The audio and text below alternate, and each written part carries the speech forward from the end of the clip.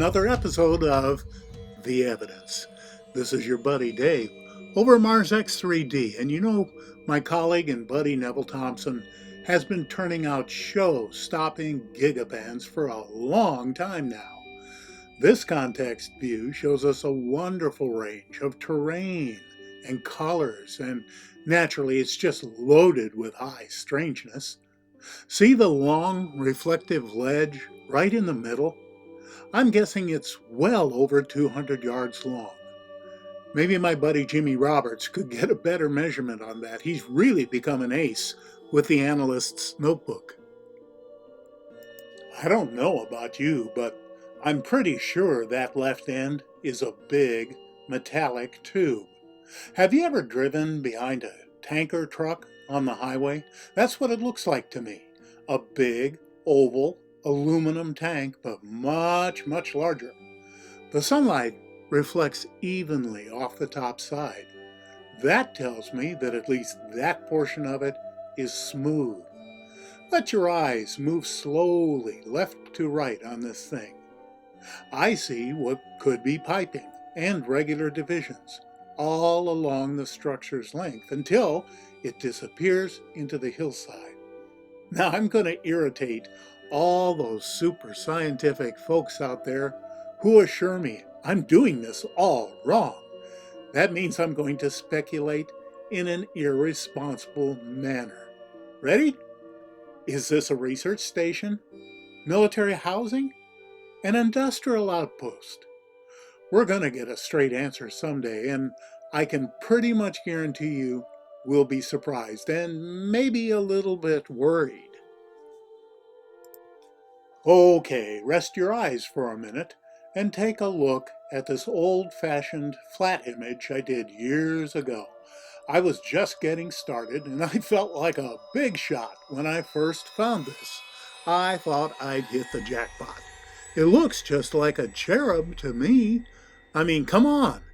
Absolutely everything is in place, right down to the curly hair. I dug this out recently to show how 3D can debunk even the best images. Bear in mind, though, that the flip side of that coin is that if something holds up under 3D examination, it does bear serious consideration. Now here's the context view in 3D. My so-called cherub is smack up against the left edge of the image, which makes close-up processing pretty tough.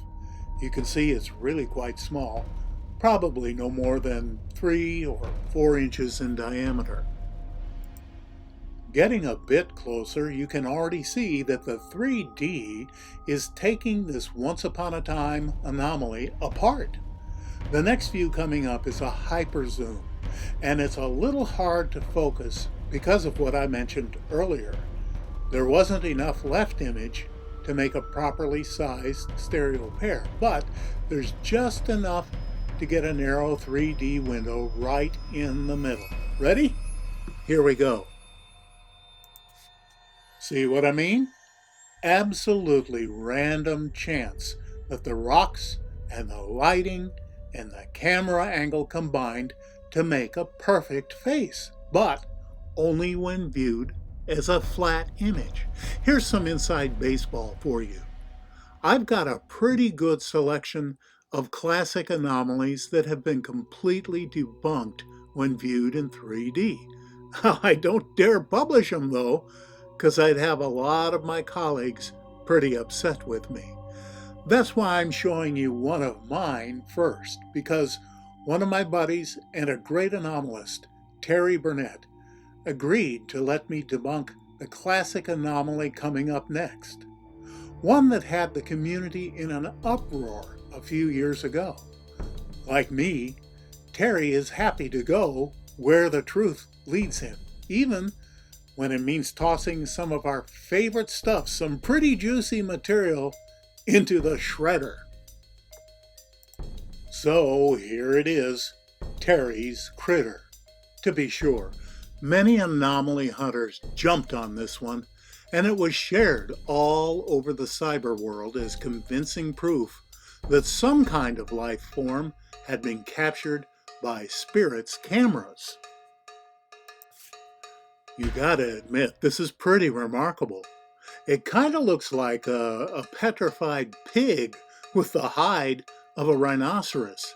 It's got that little eye on the left, kind of a nose and a mouth, and a profile like a razorback hog. But most importantly, that amazing tail that ends in a spade-like attachment. That's our typical conception of a dragon tail, or maybe a devil tail.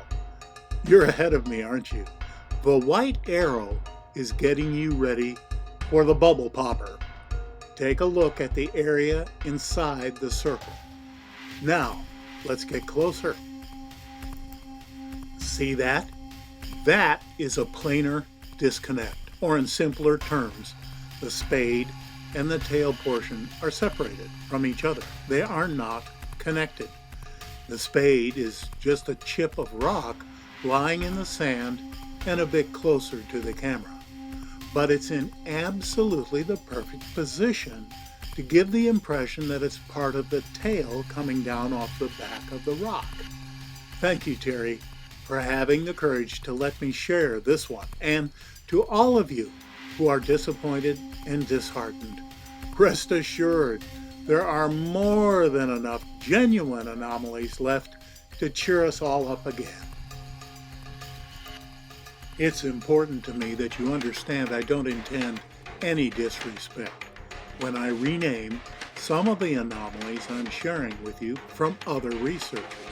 Understand, I'm buried in thousands of images, and this is kind of a whimsical way for me to remember what's what. You'll get old someday too, and you'll see what I mean. Y'all are already familiar with Martine Graney, who's in a class by herself as a researcher. She found what I'm calling a monolith in Nev's rendering of 2620, and it'd be easy to miss if you didn't get in there for a good look. Frankly, that looks like an entranceway to me. The beautiful curves, the sharp 90-degree angles, and what looks to be a hollow entrance just seem like too much work for random wind and sand.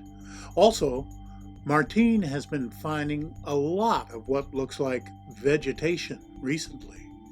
Just follow the arrow to pick out that twig-like something on the side of the monolith, or it might be on the boulder in front of it. At this distance, it's kind of hard to tell because of the parallax. Now, if you go along the ridge line to the left, you'll run into another boulder that's growing a beard.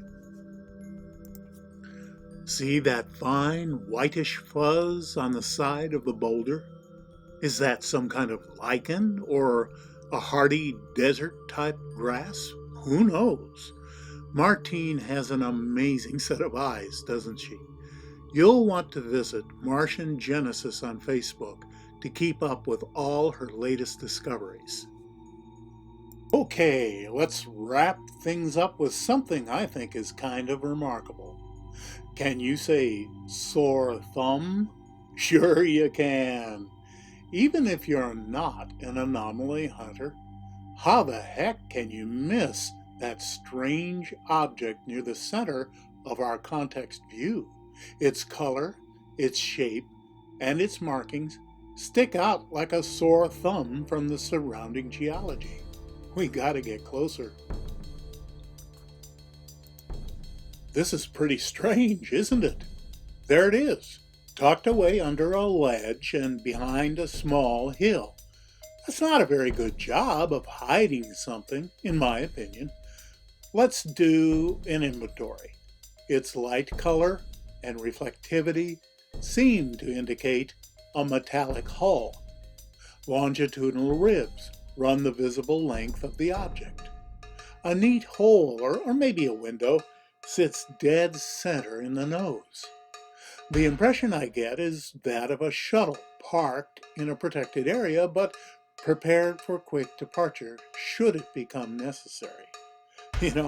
I've tried to stretch my mind around the possibility that it's a natural formation, but frankly, My imagination doesn't stretch that far. Metallic albedo, symmetrical geometry, and its utter lack of conformity to the surrounding geology dictate intelligent design, to my way of thinking. Hey, thanks for stopping by and having a look today. There is a whole lot more to come. If you liked what you saw, please consider subscribing. And in the meantime, this is your buddy Dave over at Mars X3D. Be well.